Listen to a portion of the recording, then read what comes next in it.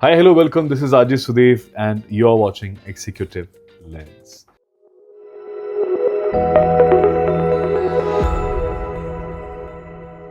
And today I have a special guest. Linguistically, we share a connection, which I told her recently. But if we talk about business, leadership, and she is a force to be reckoned. And I have with me Carla Ferreira, the General Manager of Q-Commerce at Snoonu. Welcome, Carla. How are you? Thank you very much. Very well. Thank you. So, before we kickstart the podcast with the usual business questions, beyond the boardroom, who are you? Who is Carla? If you have to describe yourself in one sentence. In one sentence. I know it's a difficult task, but wow. Okay. One sentence. okay, I will give you 2, 3. You can have you. 1, 2. So, Carla is a mom, mother of 2. Okay. My kids are adults already. Passionate about life, passionate about sport, and getting things done, I suppose. And that's me. Wow, that's quite a direct hit kind of a thing. Beautiful. Getting things done is something that you mentioned here. There are 2 ways to get things done. Either by hook or crook. Which one do you prefer?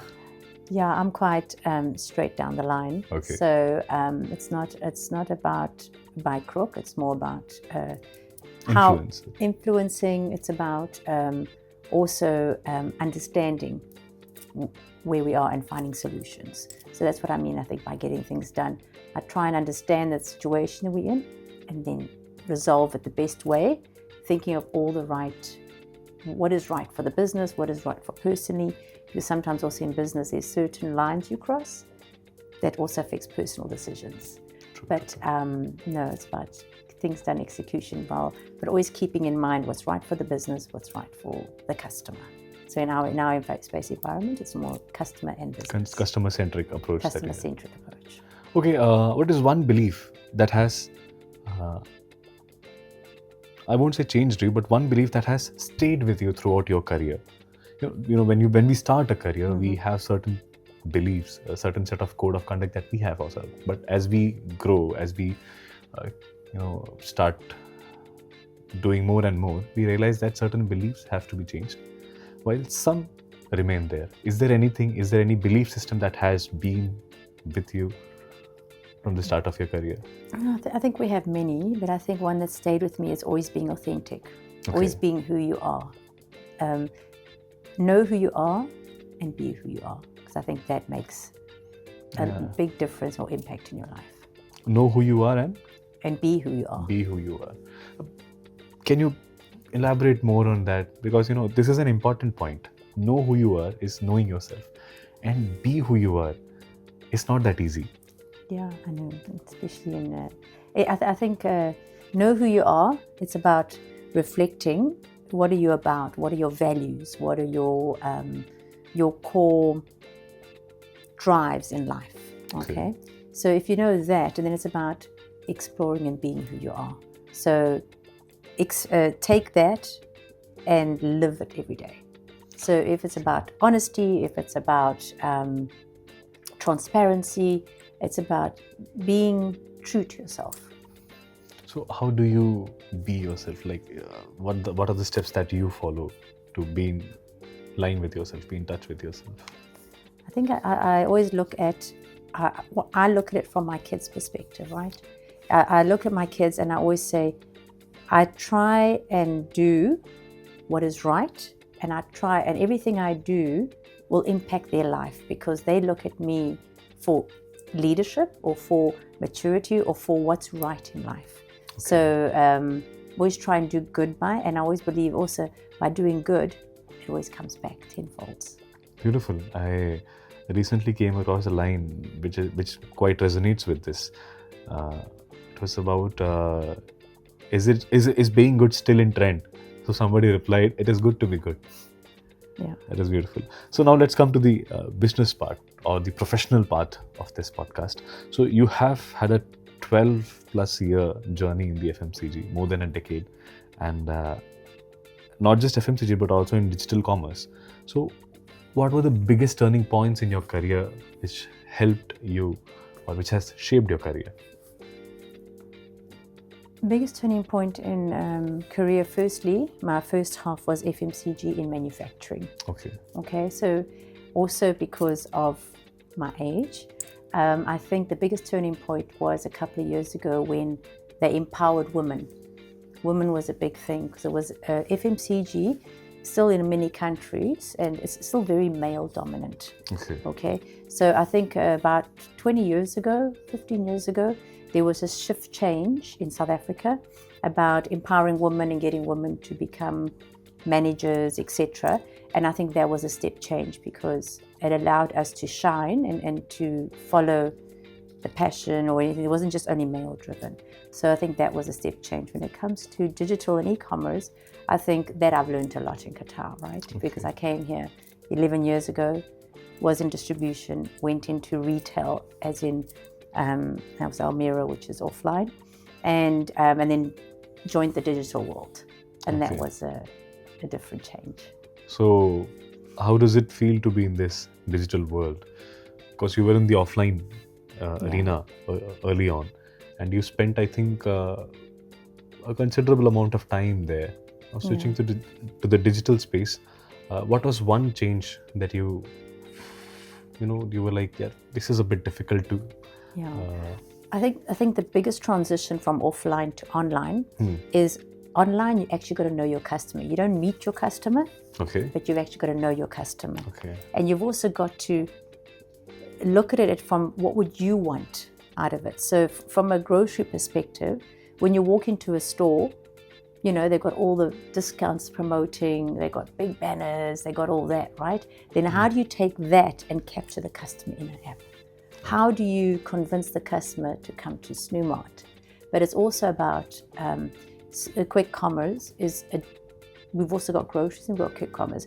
Quick commerce is about how do you target the customer quick, because it's educating the consumer that we are convenient, we are quick, and we have all your basic essentials.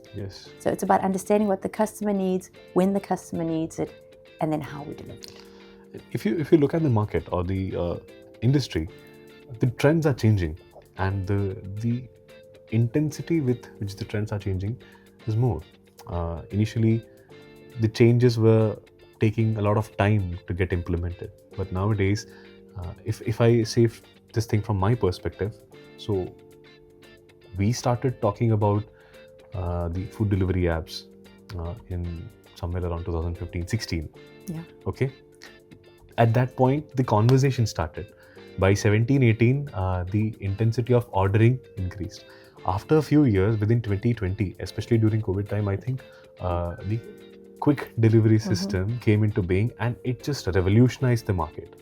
So the changes are happening in a very fast manner. So how do you evolve yourself, or how do you keep up with the pace? Don't you find it a bit hard that things are everything is changing right now? I think it is difficult to keep up, but I think you've got to, as a leader or so as a GM, I try and always tell my team, you can't just keep yourself in your ecosystem, right? You've got to expand, go talk to people, talk to customers, listen. Maybe it's more network, right? Network with us out there. And it's not only network with suppliers, it's network predominantly with customers. What do customers want? So I think that's one of the key and the most powerful tools you can have. So having that mindset to expand yourself, not just to restrict yourself. Fine.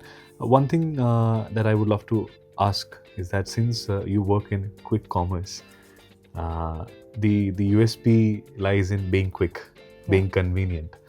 Now, it is a data-heavy environment. This industry is a data-heavy environment, especially since you are working on the digital field. Data is the key. Data is the currency. How do you overcome analysis paralysis? Overload. Yeah, I think I think when you start off, you got to decide what are your, if you want to put it as KPIs, or what is your target? What do you want out of the data? So if it's just performance, you have different sets of performance, because you want to know how your categories are doing, how your customers buying what product. So I think you have performance reports, and then that's the data you look at. You get then also range reports. So you look at, from a grocery perspective, you must always be making sure you have what the customer wants. And then you have also operational reports. So I think you just go to mindset and then marketing, right? Which customer is coming, who's not coming, who's leaving, who's going. Beautiful, So, beautiful. yeah. So that's how, you overcome the analysis paralysis. That's how you overcome. Next question is about your experience. And through that experience, I just want an insight. You have worked in the offline space. Now you're working in the online space. So the digital and physical are two distinct spaces when it comes to retail. Do you think ever these spaces will collide and merge into one, or they will remain distinct? What is your take on this? No, I think there'll always be a purpose, right? I think there'll always be offline and online. Okay. I think it's important. There's still a customer that wants to see a product, wants to understand it and touch it. I do see online outgrowing offline, so I do see it will become smaller. Okay. The Offline will be, okay. Yeah, as in spaces, you won't need as big a space. You'll need a bigger back room because your online will become the bigger distribution footprint, if you want to put it that way. Got it. Now let's focus on the personal part of the podcast. Okay, we started with the personal part of the podcast, then we switched into the professional part. Now coming back to it, what according to you is leadership? Not as a professional. Mm-hmm. I want you to answer as a person.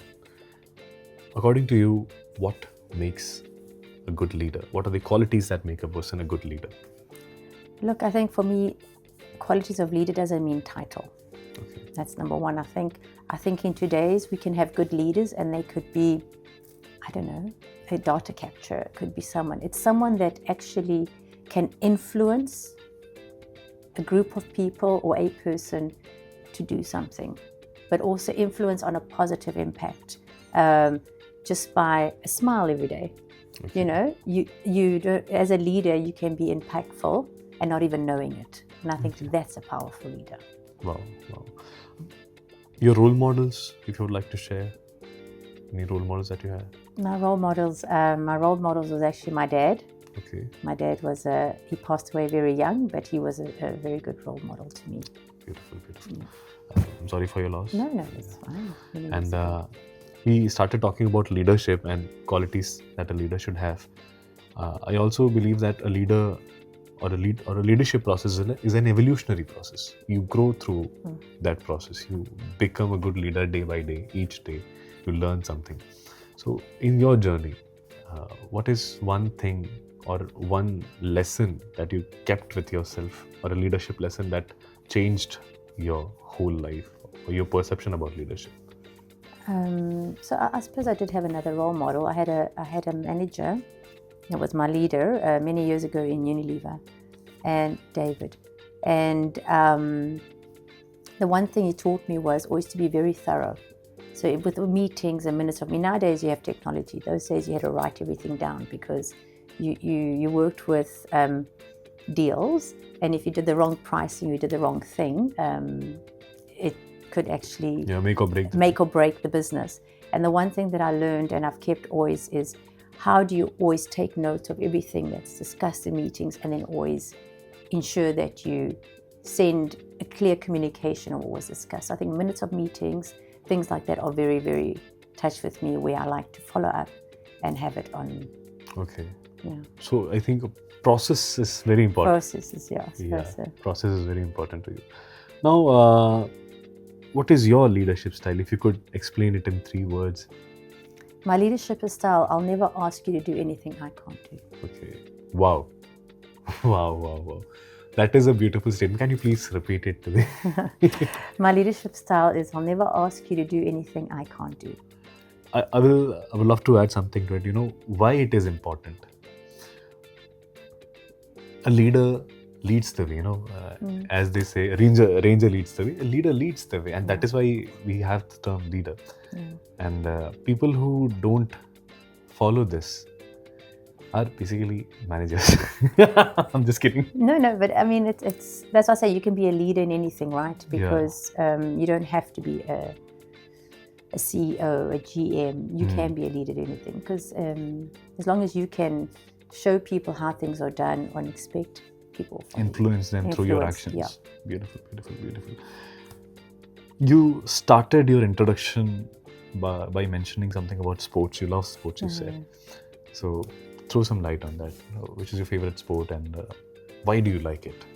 I think sport is, I think it comes down to, work. We always, in profession, it's always about work-life balance, right? And a lot of people, again, everyone has a different perception. People think that it's about spending time at home and then, working. For me, it's about sport. Sport is a place that you can actually de-stress. For me, sporting is de-stress. So I played soccer for 20 odd years in South Africa. Wow. My daughter actually played also at a very young age and went on a soccer scholarship to the States. Wow. And now my passion is paddle. I think everyone's passion is paddle in paddle in is quite Qatar. It's quite a big, but it's actually so good because you network also, right? Okay. So although it's a de-stress, it's also you learn a lot about people. You also get to know a lot of people. Okay, so it's not just sports, it's networking also. It's also networking, yeah. But ultimately, you go there to de-stress. And I think that's very important, especially in today's rat race, right? Yeah. We all behind computers. We all in the numbers. Your head explodes. When you play that paddle now for an hour and a half, you actually don't think of anything else but hitting that ball, running, grabbing that. No deadlines, no targets. No. The only target is get the ball over the net. Beautiful, beautiful, So, beautiful. The best part about working in Qatar or being in Qatar is that you have the opportunity to work with a lot of different nationalities. You work in a multicultural environment. So as a leader, what defines a high-performing commercial team with a multicultural members to it? What defines? Or how does a multicultural team thrives? Yeah, I think that's a better question. Yeah. So I think how this thrives is with respect, right? I think it's about respecting people's cultures, respect people's ways of working within their cultural, and understanding. So I always tell to the team, we all come from all different sides of the world, and we've all got different expressions, different sayings. So when a colleague of yours or someone says something, if you get offended, sit back, and before attacking, just think of how they saying that. Because 9 out of 10, it's about, because of multinationality, we've got multi-languages. Although we all speak in English, all our thought process are different language. Our primary language is not English. Yeah. So how we express stuff can be rude to someone else. So that's what I always say. Let's try and respect each other and understand where don't come. So don't get offended. Just listen, breathe, and then ask. Do you mean this? Don't you mean that? I think knowingly or unknowingly, this can be used as a trick to de-escalate situations. Yes. So the moment you feel that you are being triggered, try to think of the situation in a different language. Yeah. Your mind will, focus the attention on something else. Beautiful. Unknowingly or unknowingly, you do it, right? Yeah. No. I think that's the perk of working in a multicultural team. You have to do that in order to maintain the decorum. Now, let's talk about conflicts. They say that straight roads never make a good driver. So, in your professional journey, when I say conflict, it is not related to fight with someone. When I say conflict, it can be a conflict of interest. It can be a conflict that you had mentally in your professional journey. What was the biggest challenge or biggest conflict that you had in the last 12 years? That's a good one. Biggest conflict. I think one of the biggest conflict, and I think it'll come to being straight. I think what Qatar's taught me is, in South Africa and Portugal, people are very direct. Okay. So it's black is black, white is white. This is what There's we no do. grey area. There's no grey area, right? I think what Qatar has taught me is that it's actually frowned upon being so direct, because it's intimidating. It's not welcomed. Okay. So I think that's been my biggest conflict with myself Okay. on how to at times not be so direct. Okay. Try different avenues. Beautiful. And before we wind up the podcast, I have a rapid fire round. Okay. Okay. So, one business book everyone should read. So I think you're going to think it's funny because it's not really a book, but Who Moved My Cheese? Who Moved My Cheese? Yeah. Okay. Which is all about, it's about adaptability, change, quick thinking. It was more so, and then there's another one, Good to Great, but it's all retail focused books, Okay. grocery books. So yeah. Beautiful. Any other self-help book that you love? Oh, not business book though, but it's about knowing your own skin. Knowing your own skin. Yeah. Oh, wow, that's a beautiful. Knowing title. your own skin, and I think every woman should read that. Men too, but I think for a woman, there's so much goes on with you in the sense of how you look, how you talk, how you think, and some people, and then also your weight, etc. So I think Loving Your Own Skin is a beautiful book to actually come to peace with who you are. Okay. And I think every woman should read that. Beautiful. One leadership myth you strongly disagree with? Work-life balance. There is no work-life balance, or there should be work-life. I think that I say leadership myths because I don't think as a leader you ever switch off. True. Okay, so people say that a true leader, the work environment, it's work-life balance, and HR always say you need to have a work-life balance. I don't think it exists. I will ask the HR. You don't allow me, no? No, I think you as a leader or you as a person in front of a team, you don't switch off. True. As the responsibility grows, there's a responsibility grows. The work-life balance goes down. Yeah. That's why then you just play paddle. You play paddle. Nice. Yeah. Are you a morning person or a night owl? Do you prefer a morning routine or a night routine? I don't know what I am because I'll get up at 5 and go to bed at 1. Oh, you just mentioned no work-life balance. I don't have, I'm just saying, even personally, right? Okay. I'm an early rise in the morning. Okay. I like my me time. I sit with my dogs, have my coffee, again, scroll through emails, Slack messages, go and do some things. But I'll also play paddle at night and then sit up until 1 in the morning. Wow. So I've always been one of very short sleep. So how do you function with such a short sleep? I don't know, because I've done this since I had my kids. So up at 5, bed at 1, and that's it's been my routine for many years. I'm blessed.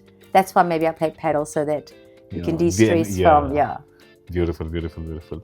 One word that defines success for you. One word that defines success. I always try and think of, maybe it's 2 words. I think success for me is passion and loving what you do.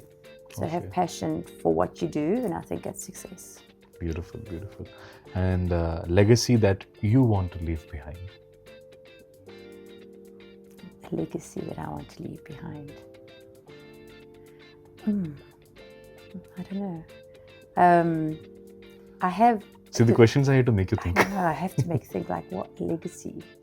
I think the legacy I want to leave behind is that anything can be done.